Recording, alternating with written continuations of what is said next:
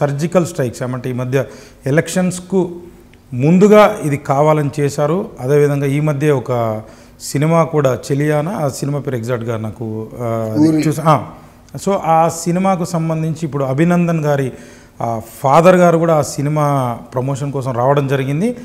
ఆ సినిమాలో ఏమవుతుందంటే అభినందన్ లాగే సేమ్ పాకిస్తాన్కి అంటే చిక్కడం ఇట్లాంటి సీన్స్ అని కూడా కొన్ని ఉన్నాయి. అదంతా కూడా అంటే కట్టుకథ లేకపోతే ఇది ఒక ప్రీ ప్లాన్డ్గా జరిగిందా లేకపోతే ఏం జరిగింది? ఇప్పుడున్న పరిస్థితులు అంటే మోడీ గారు ఎదుర్కోలేక ఏదైతే జిఎస్టీ అయితే ఉందో, నోట్ల రద్దు అయితే ఉందో, ఇవన్నీ పరిణామాలు దృష్టిలో పెట్టుకొని జనాల మైండ్ సెట్ని డైవర్ట్ చేయడానికి ఇలా చేస్తున్నారా? ఎస్క్యూబ్గా నమస్కారం. ఇక్కడ మీరు అడిగిన ప్రశ్నలు చాలా మంచి మంచి ప్రశ్నలు అడిగారు. ఈ ప్రశ్నల్లో మొదటి నుంచి ఒక్కొక్క ప్రశ్నకి సమాధానంకి వస్తాను నేను. Unity and integrity of the nation అనేది రాజీవ్ గాంధీ ఇచ్చిన స్లోగన్. అది unity and integrity of the nation అనేది భారతదేశ సమైక్యత సమగ్రత ఆ నినాదాన్ని ఇచ్చింది ఆయన. సో భారతదేశ సమగ్రతని ప్రపంచంలో ఏ దేశము కూడా including America, Japan, Germany, France, Canada, Britain, సూర్యుడు అస్తమించని బ్రిటన్ కూడా భారతదేశ సార్వభౌమాధికారాన్ని కొల్లగొట్టే అధికారం లేదు ఈ రోజునాడు. భారతదేశీయులందరూ భారతదేశీయులే. భారతదేశంలో పుట్టిన ప్రతివాడు దేశభక్తుడే. కానీ ఒక పార్టీ, భారతీయ జనతా పార్టీ అధికారంలోకి వచ్చిన తర్వాత ఆ పార్టీని సమర్థించే వాళ్ళే దేశభక్తులు, మిగిలిన వాళ్ళు కాదు అని చెప్పి ప్రచారం చేయడం మాత్రం శుద్ధ అబద్ధం, తప్పు, నీచ నికృష్టమైనటువంటి ప్రచారం అది. 2 surgical strikes. What do you mean by the surgical strikes? ఇంతకుముందు ఎప్పుడు జరగలేదా? మన్మోహన్ సింగ్ గారు ప్రధానమంత్రిగా ఉన్న 2004 నుంచి 2014 లోపల 18 సార్లు సర్జికల్ స్ట్రైక్ జరిగినాయి. 18 సార్లు జరిగినాయి.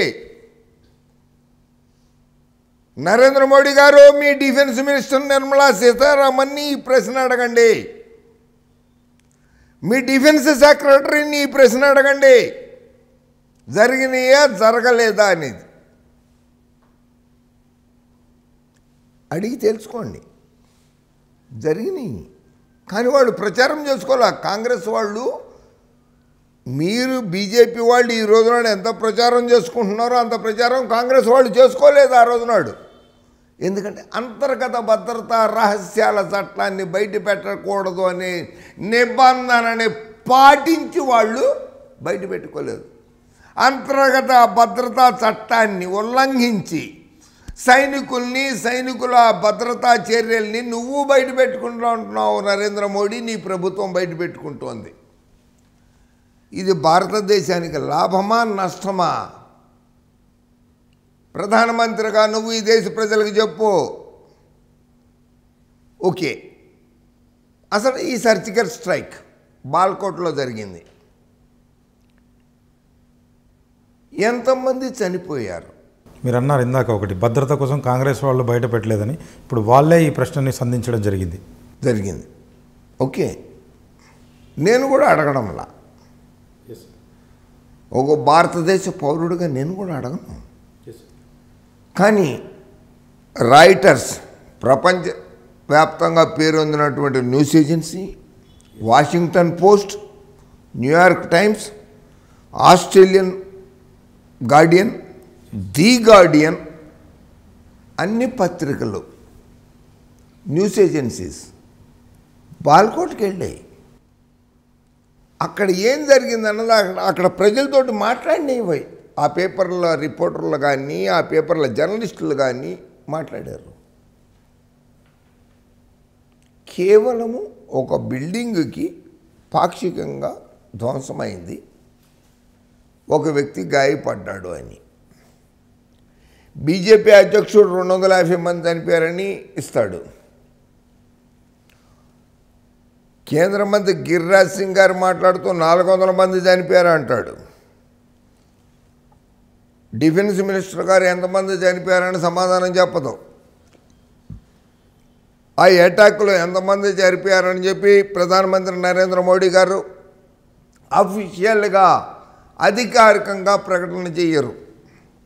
కానీ ఇక్కడున్న టీవీ ఛానళ్ళలో కానీ వాళ్ళకు అనుకూలమైనటువంటి ఛానళ్ళు అవి కూడా ఒకళ్ళు 250 అంటున్నారు, ఒకళ్ళు 300 మంది అంటున్నారు, ఒకళ్ళు 400 మంది అంటున్నారు. నో, మీకు ఒక్క విషయం నేను చెప్తాను. గత చరిత్రను తీసుకోండి. ఉగ్రవాదుల్ని ఉగ్రవాదులని పాకిస్తాన్ ఎప్పుడు పిలవదు. ఉగ్రవాదులు అన్న పదాన్ని పాకిస్తాన్ వాడదు. వాళ్ళ పౌరుల్ని పౌరులుగానే ట్రీట్ చేస్తున్నది. ఓకే, ఉగ్రవాదులు 350 మంది ట్రైనింగ్లో ఉన్నారు. అక్కడ సెల్ ఫోన్లు వాడుతూ 300 మంది వాళ్ళ డాటా అంతా వచ్చేసింది మాకు అని చెప్పారు. ఓకే, కానీ నమ్మలేని నగ్న సత్యం ఏంటంటే ఇదే సర్జికల్ స్ట్రైక్లో 20 మంది కంటే 20 మంది కంటే పాకిస్తాన్ ఉగ్రవాదులు పౌరులు చనిపోతే పార్లమెంటు నడుస్తుంది అక్కడ. దాన్ని పార్లమెంట్ అంటారు, మనం పార్లమెంట్ అంటాము, వాళ్ళు నేషనల్ అసెంబ్లీ అంటారు పాకిస్తాన్లో. తీర్మానం చేసి భారతదేశం మా మీద ఆక్రమణకి గురి చేస్తోంది అని ప్రపంచవ్యాప్తంగా గగ్గోలు పెట్టేసి ఉండేవాళ్ళు. ఆ మరణించిన వారి తల్లిదండ్రులు వాళ్ళ శవాల్ని పట్టుకుని పాకిస్తాన్ పార్లమెంటు ముందుకి వెళ్ళిపోయి ఉండేవాళ్ళు. పాకిస్తాన్ పార్లమెంట్కి తీసుకెళ్ళేవాళ్ళు వాళ్ళ శవాల్ని. మరి 300 మందో 400 మందో చనిపోతే ఆ 400 మంది శవాల్ని పార్లమెంట్, పాకిస్తాన్, భారతదేశ పార్లమెంట్ కాదు, పాకిస్తాన్ పార్లమెంట్కి తీసుకెళ్ళి భారతదేశం మా మీద ఇట్లా జరిగింది, మా కొడుకులు చచ్చిపోయారు, మా కుమారులు చచ్చిపోయారు, భారతదేశం మీద చర్య తీసుకోండి అని అడిగేది. ఏ ఒక్కరు కూడా అడగలేదంటారు. ఎందుకు అడగలేదు? రాజ్నాథ్ సింగ్ గారు ఒక ప్రకటన కూడా రిలీజ్ చేశారు.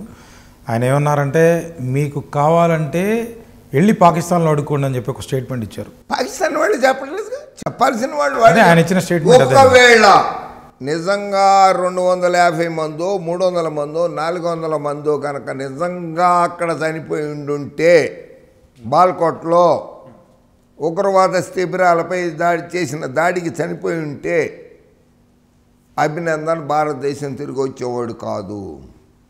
ఇమ్రాన్ ఖాన్ జైల్లో ఉండేవాడు, పాకిస్తాన్ ఆర్మీ పాకిస్తాన్ని పరిపాలించేది ఈ రోజుకి. ఇమ్రాన్ ఖాన్ జైల్లో ఉండేవాడు, పాకిస్తాన్ ఆర్మీ పాకిస్తాన్ని పరిపాలించేది. గత చరిత్రలో యాహ్యా ఖాన్, పర్వేజ్ ముషర్రాఫ్, జుల్ఫికర్ అల్ భుట్టోని, బెనీజర్ భుట్టోని తొలగించి తమ కబందాస్తాల్లోకి పాకిస్తాన్ దేశాన్ని తీసుకున్న చర్యలు పరిపాలించిన అటువంటి సందర్భాలు మనం చూసాము. అదే 200 మంది కాదు, 20 మంది చచ్చిపోతేనే పాకిస్తాన్లో ఈరోజు అల్లకల్లోలమై ఉండేది. పాకిస్తాన్లో అక్కడ నేషనల్ అసెంబ్లీ నడుస్తోంది. ఆ assembly Pakistan parliament, we can call it as parliament, ఓ తీర్మానం పాస్ చేశారు. అందులో ఇమ్రాన్ ఖాన్కి నోబెల్ శాంతి బహుమతి ఇవ్వమని తీర్మానం పాస్ చేశారు. అక్కడ సమాచార శాఖ మంత్రి ఫయజ్ హుస్సేన్ ప్రవేశపెట్టాడు. ఆ తీర్మానాన్ని ఆమోదించారు, ఆ తీర్మానాన్ని ఆమోదించారు. కానీ ద గ్రేటెస్ట్ ఒక క్రికెటర్ కనుక, ఒక ఆటగాడు కనుక ఆటలో ఎలా జరుగుతుంది, క్రికెట్ బాల్ వస్తే ఎటు కొట్టాలి, ఎటు కొట్టకూడదు, అవుట్ అయితే ఏం చేయాలి, అవుట్ కాకపోతే ఏం చేయాలి అనేటువంటి ఆలోచన ఉన్న వ్యక్తి ఆ దేశానికి ప్రధానమంత్రిగా ఉన్నాడు. అది కూడా ఆయనకి పూర్తి స్థాయి మెజారిటీ లేదు ఆ దేశంలో ఈ రోజుకి. ఆయన కూడా ప్రతిపక్షాల మీద ఆధారపడి గవర్నమెంట్ నడుపుతున్నాడు అక్కడ. ఇప్పుడు నరేంద్ర మోడీ గారు ఎట్లాగో ప్రతిపక్షాల మీద ఆధారపడి నడుపుతున్నాడో అట్లాగే అక్కడ కూడా ఇమ్రాన్ ఖాన్ కూడా నడుపుతున్నాడు. అయినా సరే పార్లమెంట్లో అన్ని పార్టీలు ఒక్కటైనాయి. దేనికోసం? ఆ దేశ సమగ్రత సమైక్యత కోసం ఏకమైంది. మన దేశంలో ఎందుకు కావడం లేదు? భారతదేశంలో దేశ సమగ్రత సమైక్యత కోసం ప్రతిపక్షాలు కావచ్చు, అధికార పక్షంతో మీరు చేసింది మంచి పని ఎందుకు చెప్పడం లేదు? ఇక్కడ రాజకీయ కోణాలు వచ్చేసింది. ఎందుకంటే ఆ రాజకీయ కోణాల్లో ముఖ్యమైనటువంటిది ఏంటంటే సర్జికల్ స్ట్రైక్స్ గత ప్రభుత్వాల్లో చేశారు. మన్మోహన్ సింగ్ గారు ఉన్నప్పుడు చేశారు, ఇందిరాగాంధీ గారు ఉన్నప్పుడు చేశారు, అన్నీ చేశారు. లాల్ బహదూర్ శాస్త్రి గారు ఉన్నప్పుడు చేశారు. ఎవరు చెప్పుకోలే, ప్రచారం చేయలే. వాళ్ళు 2019లో ఎన్నికలు ఉన్నాయి కదా అని చెప్పి బీజేపీ వాళ్ళు దీన్ని ప్రచారాస్త్రంగా వాడుకుంటూ మొదలుపెట్టేశారు. దీనికి ఇంకొకటి, అటల్ బిహారీ వాజ్పేయి గారు, నమస్కారం, పెద్ద ఆయన అంటే చాలా గౌరవం. ఆయన ప్రధానమంత్రిగా ఉన్నారు. కార్గిల్ వార్ వచ్చింది. ఆ కార్గిల్ వార్ వచ్చినప్పుడు ఆయనే ప్రధానమంత్రి, దాన్ని సక్సెస్ఫుల్గా అరిగట్టారు, అన్నీ చేశారు.